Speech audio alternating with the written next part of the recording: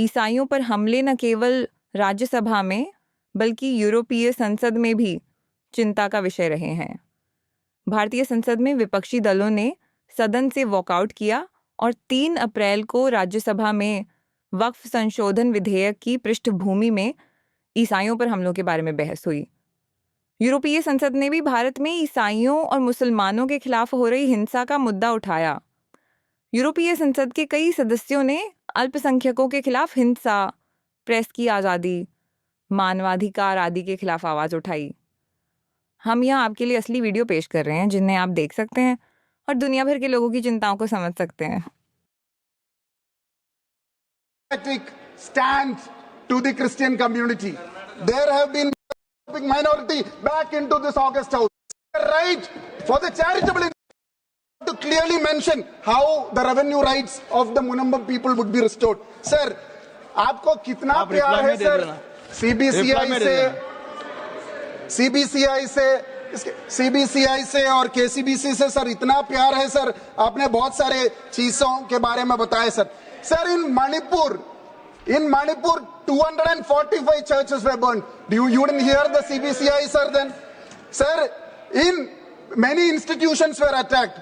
Sir, not only just in Manipur sir, there are many other issues when the CBCI and KCBC raised their voice. It was against the FCRA, which was their right for the charitable institutions. You never heard them. The Anglo-Indian reservation, we had 2 MPs in this August House and 10 MLAs in the respective assemblies. Sir, you scrapped the law.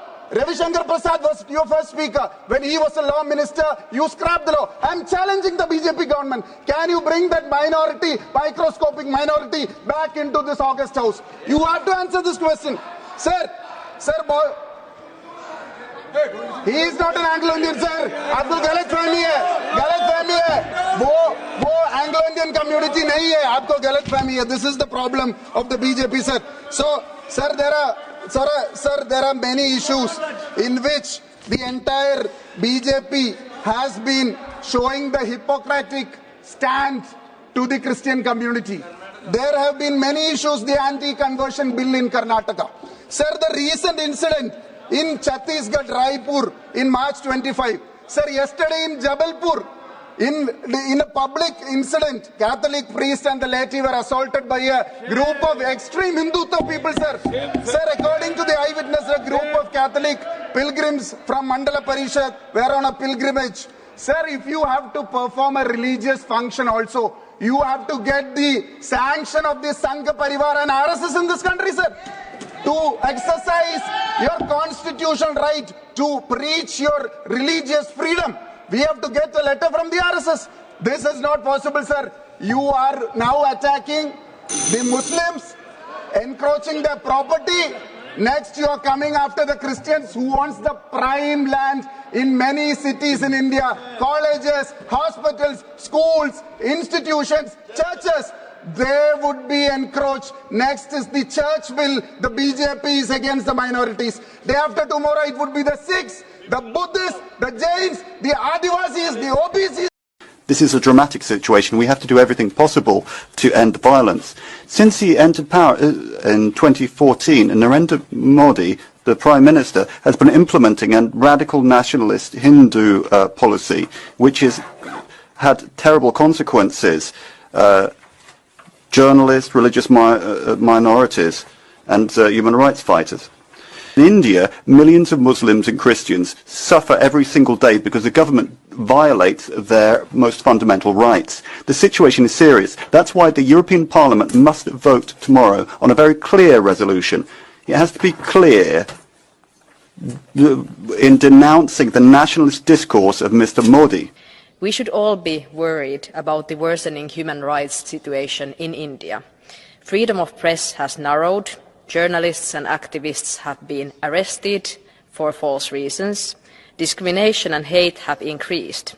And this is also what I saw personally when I visited India in December.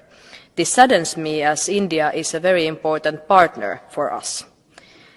EU and India have to make human rights and democracy a fundamental part of their partnership in all regards, including trade. Our joint resolution is crystal clear. We are calling on India to do everything within its power to end ethnic and religious violence, to punish perpetrators and end Hindu extremism. Without ironclad guarantees in this area, then we cannot talk about a new trade agreement with India. India is an important partner to the European Union, but if we as a Christian community can respect other faiths and identities, we must ask our partners to do the same. I propose an urgent visit by the European Special Envoy for Religious Freedoms to India, and the way Indian government will treat this proposal will show whether the authorities there are for the time being only powerless in such cases, or whether they knowingly allow persecution of religious minorities by radical groups. And for political leaders to refrain from making inflammatory statements. They should impartially mediate tensions and reject any nationalistic rhetoric. Today, let us send a clear message. The EU holds a powerful tool in trade policy, and we demand the integration of human rights into our EU-India partnership. Indian officials often like to boast that the country is the world's largest democracy. Intolerance and violence against religious minority paint a different picture. These attacks against Christians are not isolated incidents. They are organized, leaving behind destruction and shattered lives. The EU cannot close its eyes to this crime. With this resolution from the European Parliament, we call on the most populous democracy in the right just to do what it is duty-bound to do in its constitution, to maintain religious freedom also for Christians in Manipur. Despite the gravity of the situation, authorities are not taking sufficient action and fostering peace dialogues, while the Manipur Tribal Forum's plea for protection of the Kuki tribe by the Indian Army has been rejected.